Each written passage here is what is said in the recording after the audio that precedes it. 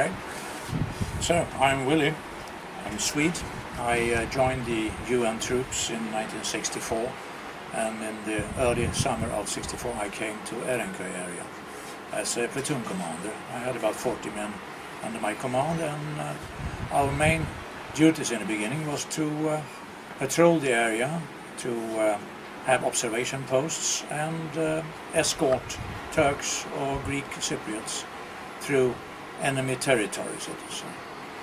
It was quite a cool time in the beginning. Skirmishes almost every day, but nothing serious really. Mainly light weapons were in use, and it lasted until the end of July before we understood that this is going to be a big thing. We got information from our units on other parts of the island that Greek troops were massing into the same area as we were. Hundreds of lorries, armed cars, artillery, etc. were closing in on the Deliria area, the Erenköy area, which consisted of 5 villages. General Grivas, the Greek Cypriot general, who was in command of the National Guard, came to the area, and our commander, my company commander, tried to convince him that this is not the right time to start a big war.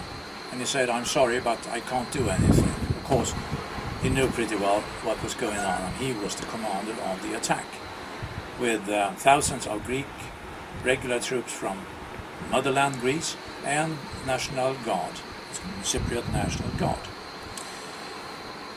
Around the 5th of August, the main attack started with the troops surrounding the area, firing artillery, heavy mortars, gunboats from the seaside shooting with anti-aircraft guns, and the whole area with their 5 villages was under constant bombardment.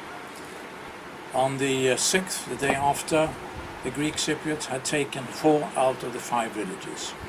The defenders were the villagers, a few hundred villagers armed with, many of them with shotguns or other simple weapons. The main force on the Turkish Cypriot side were the 500 odd students, which had a little better equipment, but compared to the aggressor, of course, they were in minority when it came to numbers, and when it came to heavy weapons, they were outnumbered, 10 to 1 approximately. The civilians in those 4 villages were evacuated. Some 300 were evacuated out of the area to the Swedish main camp in Katopyrgos, which is east of Erenköy, and the remaining civilians were evacuated into the remaining city, the remaining village of Erenköy, where they took refuge in and tried to survive in caves that had been dug out in the mountain slopes. After very heavy bombardment, the Turkish Cypriot withdraw to a very narrow area, closed circle just around the village. The Greeks, having taken all the hills, the mountains all around, the village was also constantly bombarded, not only by artillery from the Greek side, but also by the gunboats. And at 4 o'clock in the afternoon, finally, when everybody was expecting the village to fall to the enemy, the Turkish Air Force arrived with some 40 odd planes, as far as I know, attacked the Greek positions surrounding the Erenköy area, and that was actually the end of the war for that area. They came back the next day to finish off the remaining Greek troops that withdraw, most of them in disorder, leaving burning vehicles, armored cars, artillery and military equipment all along the roads that were concentrated towards the Erenköy area. But actually this was the end of the Erenköy fight, and it remained like that for another 10 years until 1974.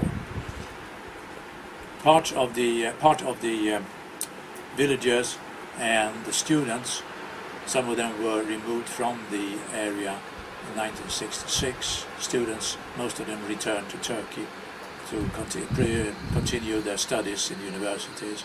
Some of the villagers succeeded in getting out, but it was not until 1974 that the village was totally abandoned by the civilians. They moved most of them to Yeni Erenköy, Küçük Erenköy, the Karpas area, and the village was taken over by the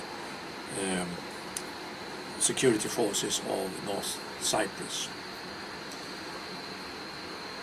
Who was to blame for this? Well, partly, of course, the Greeks, definitely, but also the United Nations, that firstly accepted the Greek government as the legal government of the island, ignoring the old constitution from 1960, and partly also because the commander in Cyprus, the commander of the UN forces, 8,000 people, 8,000 men, never really tried to stop the fighting.